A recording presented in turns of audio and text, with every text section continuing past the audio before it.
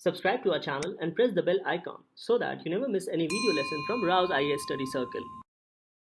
Join the official Telegram channel of Rao's IAS Study Circle to stay updated and get all the materials on the Telegram.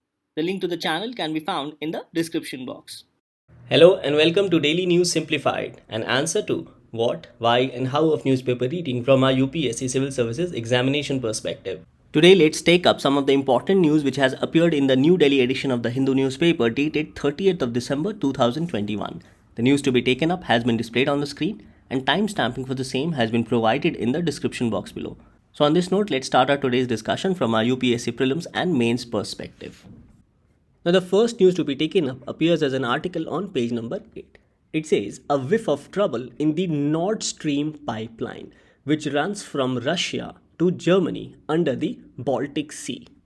Now of late, this particular project, that is Nord Stream 2, has become a source of geopolitical tool or a geopolitical struggle, as countries such as United States is also involved, because even US fears that Russia through this Nord Stream 2 project might increase its influence not only in the energy market, that is not only commercially, but also geopolitically. So it is in this backdrop, it says that what was meant to be an ordinary energy project from Russia to Germany is now a powerful geopolitical tool.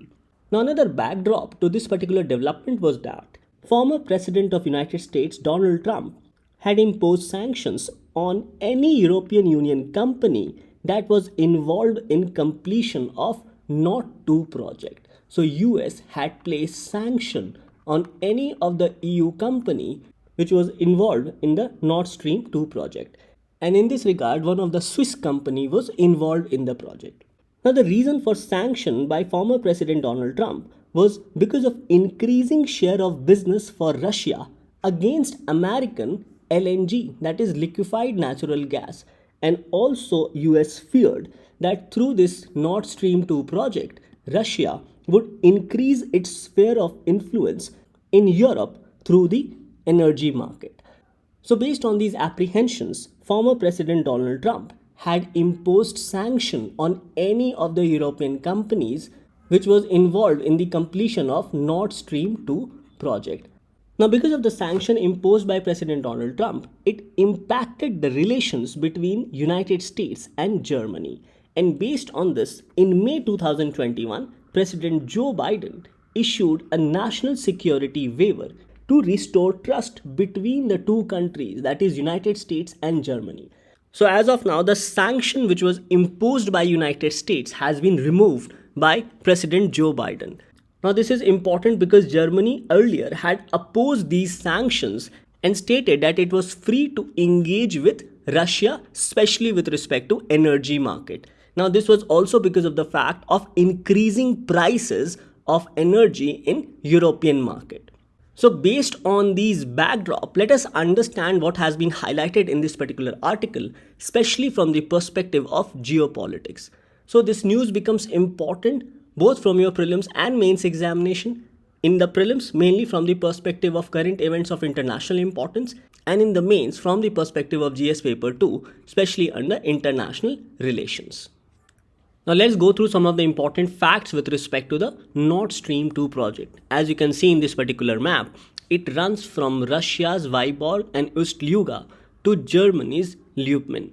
So it says that the Nord Stream 2 project was envisioned in 2015 to run in parallel to the existing Nord Stream 1 gas pipeline. And this passes through the Baltic Sea to reach Germany, from where the intention is to connect to the entire European pipeline system under unified European market. So Russia aims to target this unified European market to supply energy directly to the European Union countries, including Germany, without getting involved with Ukraine, as Russian authorities have highlighted that they have to pay millions of euros as transit fee to Ukraine with respect to transit of energy. So this pipeline directly connects under the Baltic Sea from Russia to Germany, and from Germany it intends to transfer this energy to other European countries. So it says that Nord Stream 2 is a pipeline through the Baltic Sea which will transport natural gas over more than 1230 kilometers from world's largest gas reserves in Russia to consumers in Europe. It further says that the total capacity of Nord Stream 2 will be 55 billion cubic meters per year, and Nord Stream 2 will deliver gas to Europe from its natural gas field in Bovanekovo in North Russia's Yamal Peninsula. Now, Nord Stream 2, along with Nord Stream 1, will double the capacity of natural gas exported to Europe to 110 billion cubic meters per year. So it is here where Russia aims to capture the energy market of entire European Union. Now, as I have earlier stated, the involvement of Swiss company, namely Nord Stream 2 AG. So, Russia's energy company, namely Gazprom, took ownership of the project's operator, namely the Switzerland-based company Nord Stream 2 AG in 2015. And this new pipeline will have the capacity to transport 55 billion cubic meters of gas per year. And this, according to Russian estimates, is enough to supply 26 million European households. So this is the energy market which Russia is trying to capture.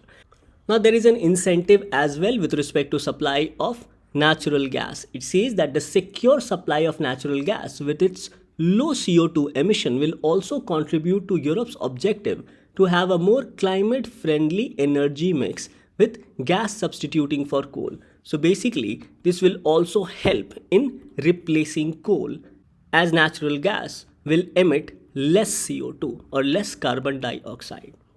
So natural gas can be used in power generation companies by substituting coal, and natural gas can also be used as a backup energy tool for renewable sources of energy such as wind and solar power. So these are some of the important facts with respect to the Nord Stream 2 pipeline project. So this article highlights certain benefits and also certain concerns with respect to this Nord Stream 2 project. Let's go through the benefits. It says that wholesale energy prices have doubled in European 2021. So the Nord Stream 2 project will help to reduce the price of natural gas in European market. Now, based on certain concerns expressed by some of the European countries along with United States, it is feared that Russia, through Nord Stream 2 project, may capture a sizable proportion of energy market in European Union. However, the Russian government has highlighted that it is a purely commercial project which is shorter, cheaper and economically more viable compared to the gas transit through multiple European countries, where Russia has to pay millions of euros as transit fee. So it saves Russia from those extra expenditure, thereby making the energy transit under the Nord Stream 2 project much more cheaper. So in this regard, it says that it saves millions of euros for Russia, which it has to part to Ukraine and Poland if the transit pipe went through both these countries. And Nord Stream 2 project can also provide additional incentives for green energy investments and production of green hydrogen. So these can be said to be some of the benefits with respect to Nord Stream 2 projects. However, there are certain concerns as well. So the major concern is that it faces strong opposition from United States and most of the European countries. Although US has lifted the sanction, still it fears the capture of energy market in European Union by Russia.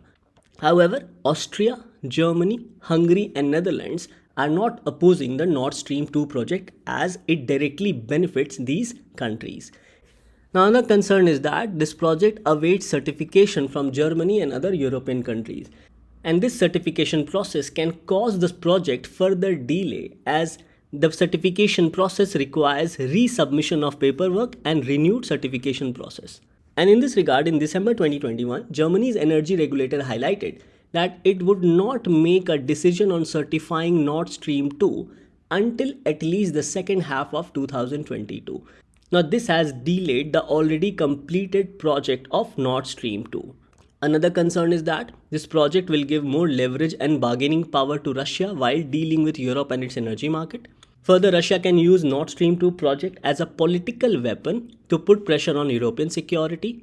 And amid certification delays, there is an apprehension of Russia attacking Ukraine, fearing its involvement with the NATO allies. So all these can be said to be some of the concerns which has been reflected in this article with respect to completion of Nord Stream 2 project.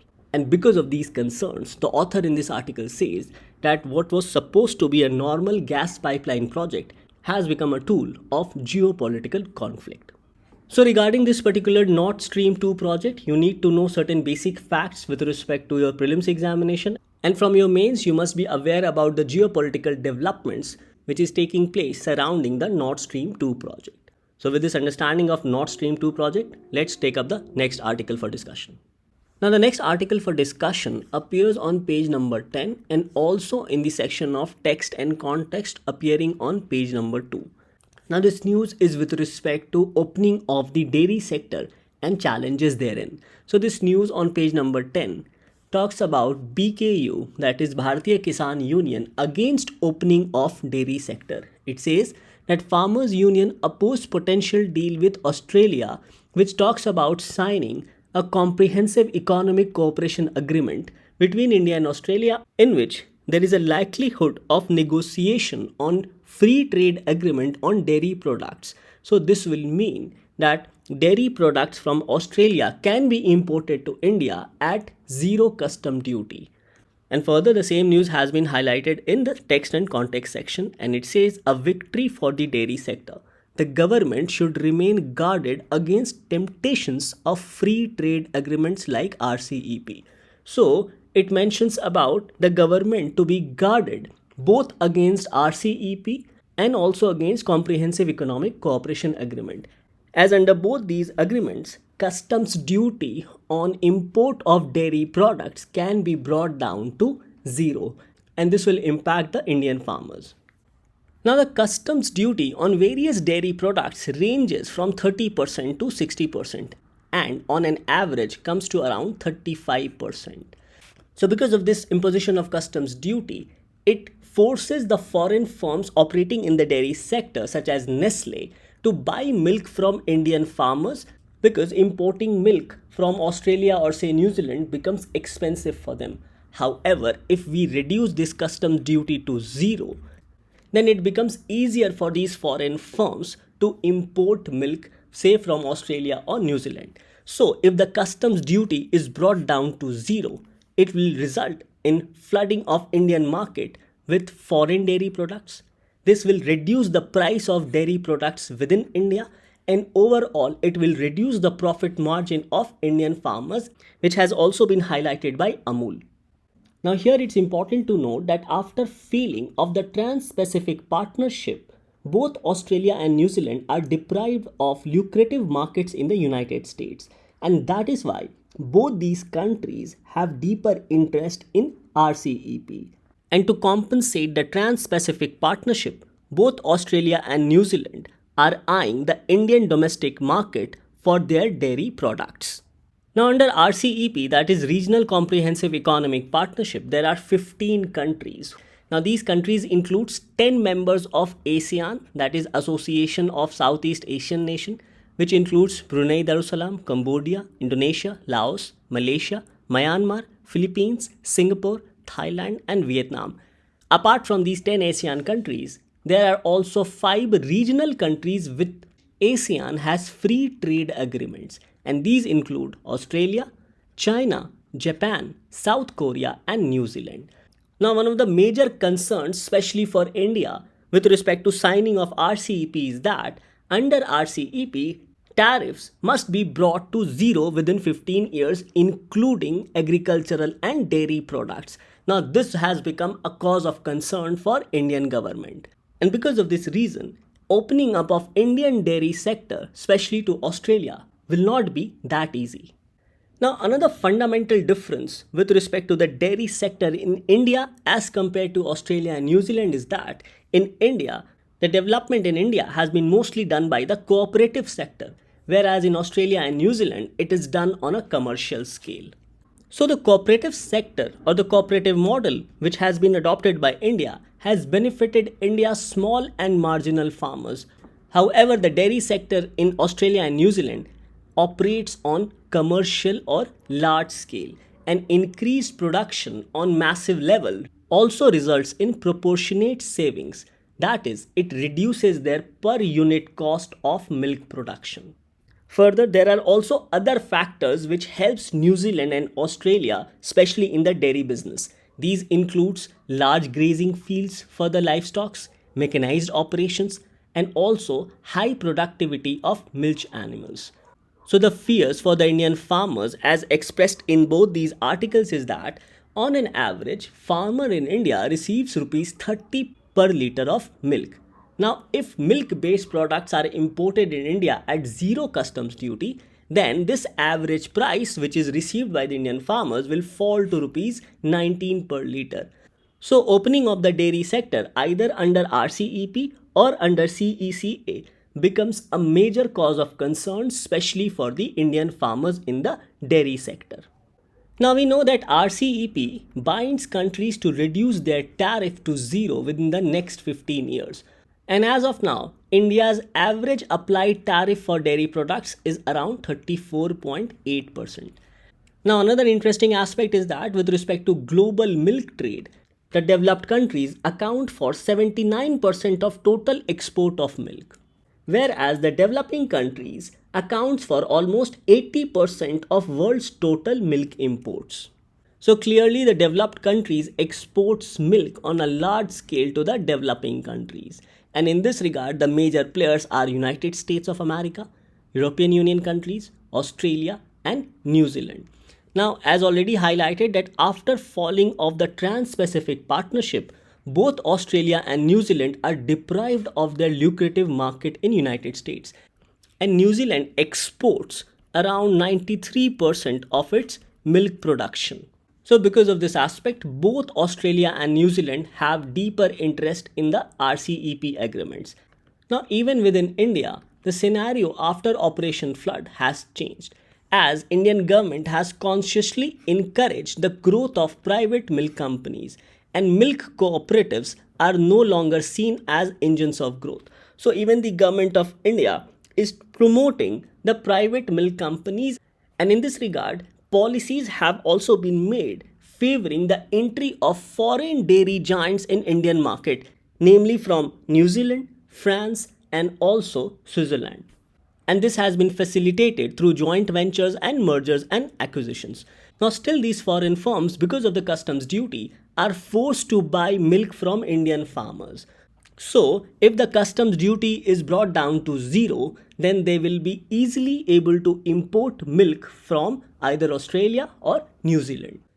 Now the whole idea behind joining RCEP was based on a flawed argument. First flawed argument was that India will become net importer of milk in the near future. So according to the RCEP countries, it was better that India joins RCEP as it will help the Indian market. However, this is not true as per Niti Aayog's report, and according to Niti Aayog's report, by 2033, India will become milk surplus. So there would be no need to import milk from Australia, New Zealand or even United States. The second flawed argument was that the quantity of export of dairy products from New Zealand is unlikely to exceed 5%. However, this is not true, as even 5% of export from New Zealand will flood the Indian market with foreign dairy products or dairy products from New Zealand. So as a way forward, there are two aspects which must be remembered. That India must be careful while joining either CECA or RCEP. Now this is because under the free trade agreement, customs duty on dairy product will be brought down to zero. And this will allow the foreign dairy firms such as Nestle, Lactalis, Danone and even Fonterra Dairy of New Zealand to import milk at cheaper rates, and overall this will flood the Indian market and also reduce profit margin for Indian farmers in the dairy sector. And the second way forward must be that Indian government must ensure that imbalances in the free trade agreement are taken care of, especially with respect to the dairy and agricultural sector. Thus both these news with respect to opening of the dairy sector becomes important, both from a prelims and mains perspective. In the prelims examination, this topic gets covered under economic development, and in the mains, it gets covered under GS paper 3, especially with respect to issues pertaining to Indian economy and economics of animal rearing. Now based on our discussion, let's take up this prelims question asked by UPSC in 2018. Now this question was, consider the following countries: Australia, Canada, China, India, Japan and United States of America. Question was, which of the above are among the free trade partners of ASEAN? Now as you can see that we have discussed that there are 5 regional countries with which ASEAN has free trade agreements. These includes Australia, China, Japan, South Korea and New Zealand. So clearly Canada and United States of America can at least be ruled out. Now, during those times when this question was asked, India was negotiating under the RCEP. Now, answering this question in the present circumstances, let us remove the option of Canada and United States. So, the option of 2 comes here. So, option A can be removed. The option 6 comes as B. So, this can be removed. And here again, both 2 and 6 appears. So, option D can be removed. So, going by the elimination method, the correct answer becomes 1, that is Australia. 3, that is China, as you can see, both these countries here. 4th, that is India, which was then a part of RCEP agreement, but India withdrew later. And 5, that is Japan. So ASEAN countries have free trade agreements with Australia, China and Japan. So we understand that this topic becomes important not only from our prelims perspective, but also from the mains perspective, especially with respect to the dairy sector for India. So after understanding this article, let's take up the next article for discussion. Now the next news to be taken up also appears in the text and context section on page number 1. Now this news talks about dispute over Belagavi, which is in Karnataka. So it says, why has the border dispute over Belagavi flared up? Why has it simmered since the States Organization Act of 1956? Now this border dispute is between Maharashtra and Karnataka. Now, the State Reorganization Act of 1956 divided the states of Maharashtra and Karnataka on linguistic lines, and based on that, Belagavi was transferred to Karnataka. However, Maharashtra was not happy with this contention and it invoked State Reorganization Act 1956, specifically Section 21, to claim 814 villages including the urban settlement of Belagavi. Whereas on the other hand, Belagavi, after State Reorganization Act division, has been separated on linguistic lines and accordingly given to Karnataka. Now the Karnataka government holds their winter session of their Karnataka Legislative Assembly in order to reassert their claim on the city of Belagavi as part of Karnataka. So of late there was some conflict between the Maharashtra Ekikaran Samiti as they have demanded Belagavi's inclusion into the state of Maharashtra. Now Section 21 of State Reorganization Act of 1956 mentions about the functions of the Zonal Council. So it highlights that each Zonal Council shall be an advisory body and may discuss any matter in which some or all of the states represented in that council or the union and one or more of the states represented in that council have a common interest and advise the central government and the government of each state concerned as to the action to be taken on such matter. Now here the Maharashtra government in particular invoked Section 21 2b, which says that a zonal council may discuss and make recommendations with regard to any matter concerning border disputes, linguistic minorities or interstate transport. Other provision includes that the zonal council may discuss and make recommendations with respect to any matters of common interest in the field of economic and social planning and any matter connected with or arising out of the reorganization of the states under the State Reorganization Act. Now interestingly, even today, the claim over Belagavi by Maharashtra is pending in the Supreme Court of India. Now because of the dispute, the government of India in 1966 under the Prime Ministership of Indira Gandhi constituted a one-man commission named as Mahajan Commission. Now the commission recommended to transfer 264 villages to be transferred to Maharashtra and also suggested that Belagavi and 247 villages should remain with Karnataka. Now the Karnataka government so far has accepted the Mahajan Commission. However, the Maharashtra government has not accepted the Mahajan Commission, as Maharashtra government has claimed that Belagavi, Karwar and Nipani were part of Bombay Presidency prior to independence. So this topic becomes important mainly from your prelims perspective. Here you should know about the Belagavi dispute, which is between Maharashtra and Karnataka. In this news, you should know that Zonal Council and its functions has been provided under the State Reorganization Act. And you should also know about Mahajan Commission, which recommended that Belagavi should remain with Karnataka. Thus, this news must be seen mainly from your prelims perspective. The next news to be taken up appears in the article section on page number 9. Now this news highlights that efficiency myth of Aadhaar linking. The government has made several dubious claims to push the Aadhaar project. Now, this article, apart from mentioning about the hastily passing of a bill to link voter IDs with Aadhaar cards, it has also highlighted some of the problems associated with linking of MGNREGA job cards with that of Aadhaar. And in this regard, it has mentioned about three important problems. The first is regarding the delay in payments of MGNREGA wages. The second is regarding deletion of job card holders by the lower level bureaucracy to show efficiency of 100% linking of MGNREGA job card with that of Aadhaar. Now, deletion of job card holders impacts the economic rights, especially with respect to wages of such people.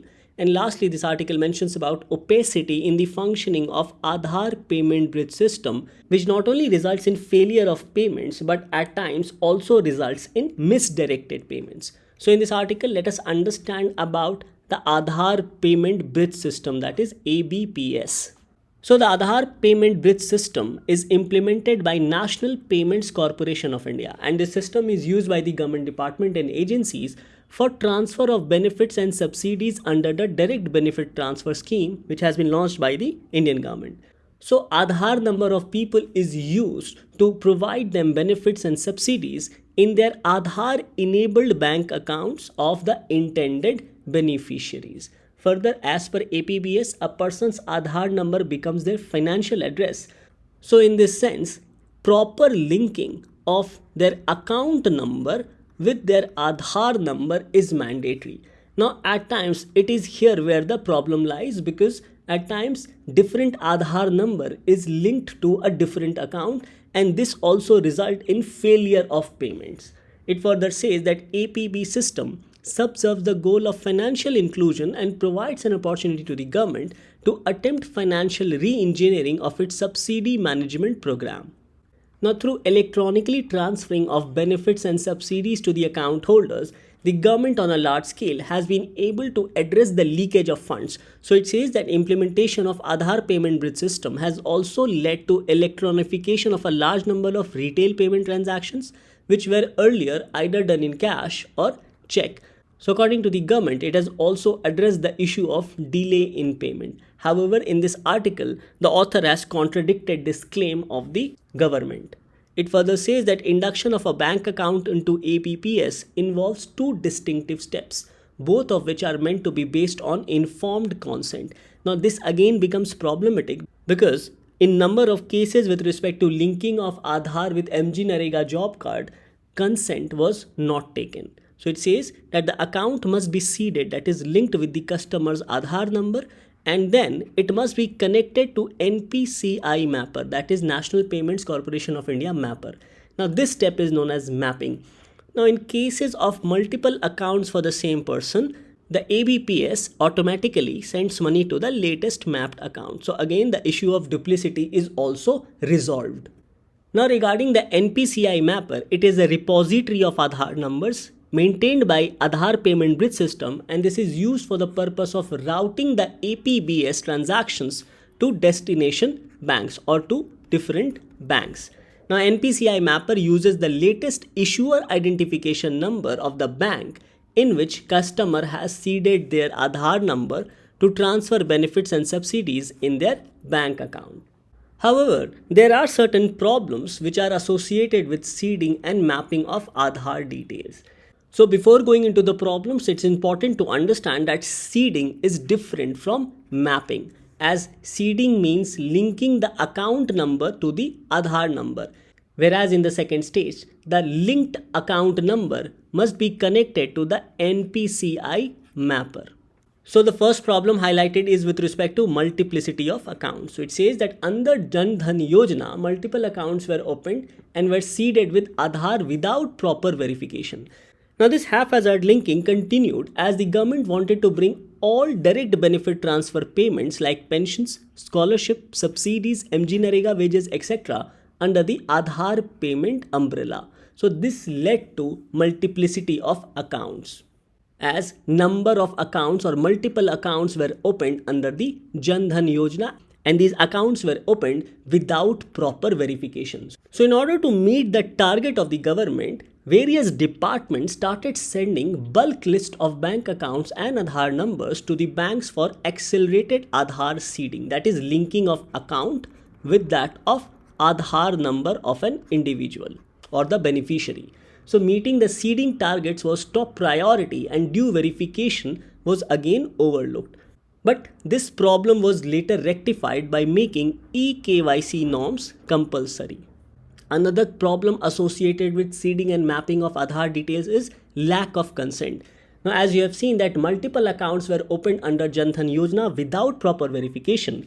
Also, these accounts were opened without proper consent taken from the individuals. So it says that APBS was forced on millions of people without their consent. Now, consent with respect to mapping and seeding is important as the intended beneficiaries know which account their money is being directed to by the APBS system. So in many places, bank accounts were mass mapped onto APBS without any consent from customers and even without eKYC norms being completed.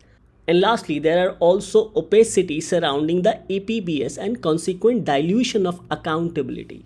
Now, in this regard, this article mentions about failure of payments because of incorrect accounts details being mentioned, as the Aadhaar number has to be linked with the account of the person. Inactive Aadhaar, now this happens due to software mapping failure with respect to NPCI. Misdirected payments, now this happens when Aadhaar of one person is linked to the account of another person. So although on the dashboard the transaction will be shown as successful, but in reality the money has not reached the intended beneficiary. So it says that it is very difficult to prove such transaction because it shows successful on the dashboard. And lastly, the article says that there is no grievance redressal mechanism, especially under UIDAI, regarding failure of payments under APBS. So these can be said to be some of the problems associated with seeding and mapping of Aadhaar with the account of intended beneficiaries. Now lastly, this article has concluded by saying that nomenclature of recipient of welfare schemes must be changed, and this nomenclature must be changed from beneficiaries to that of rights holder. That is, those people getting the benefits and subsidies of the government should be called rights holder and not beneficiaries. Because when they are referred as beneficiary, it appears as if the state becomes a charitable institution without conferring any rights to the citizens. So in case any of their rights is infringed, for example, their payments are delayed or their payments are misdirected, then in such case, there is no provision of a grievance redressal mechanism.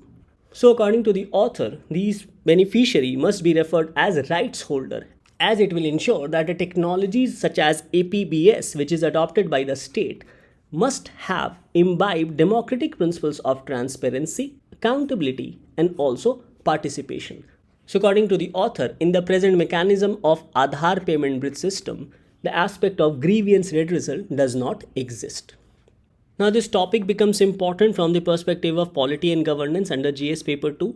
And even in your prelims examination, questions can be asked with respect to Aadhaar payment bridge system or NPCI-Mapper. Now this editorial appearing on page number 8 mentions about 3 important places. Now this news says far from over. Israel is again violating international norms and laws with repeated strikes against Syria. Now these 3 places are the Syria's Latakia port, Idlib in Syria, and also the area referred as Golan Heights. Now you must know these locations as locations based questions has been asked by UPSC. Now this question on Golan Heights was asked in 2015, whereas this question was asked in 2018. Now this question was fairly simple. It asked the area known as Golan Heights sometimes appear in the news in the context of the events related to options were Central Asia, Middle East, Southeast Asia and Central Africa. Now in this the correct answer becomes B, that is Middle East. Now this question says consider the following pairs. First Aleppo, Syria. Second Kirkuk, Yemen. Third Mosul, Palestine. And fourth Mazar-e-Sharif, Afghanistan. In this the first and fourth options are correctly matched, whereas the second and third options are incorrectly matched, as both Kirkuk and Mosul is in Iraq and not in Yemen or Palestine. Further, as you can see in this map, Aleppo is in Syria and Mazar-e-Sharif is in Afghanistan. So here the first and the fourth option becomes correct. So here the question was which of the pairs given above are correctly matched. So here the correct answer becomes B, that is 1 and 4. So in this news you must know about the location of Latakia port, which is in Syria, Idlib, which is also in Syria, and also about the Golan Heights in Middle East. Now this news with respect to Faceless Appeal Scheme 2021 appears on page number 14. Now this news should be seen mainly from the prelims perspective. Now this news says that the Income Tax Department has brought in changes to the existing Faceless Appeal Scheme, thereby easing the process for taxpayers wanting a personal hearing through video conference in order to appeal against a tax demand by the department. So basically, this Faceless Appeal Scheme has been launched by the Central Board of Direct Taxes, that is CBDT, functioning under the Ministry of Finance. And very recently, they have notified the Faceless Appeal Scheme of 2021. Now under this scheme, the Commissioner of Appeals shall allow request for personal hearing via video conferencing. Now this video conferencing with respect to appeals will be regarding the tax demand raised by the central government. Now this video conferencing will be done via the National Faceless Appeal Center. However, as per the new scheme of 2021, personal appearance or appearance through a legal representative shall not be allowed. Further, with respect to the notices, a document identification number or DIN shall be issued to the person making the appeals. Now this scheme is a part of transparent taxation, honoring the honest, and has been introduced for simplification of taxation process and also for ease of compliance by the taxpayers.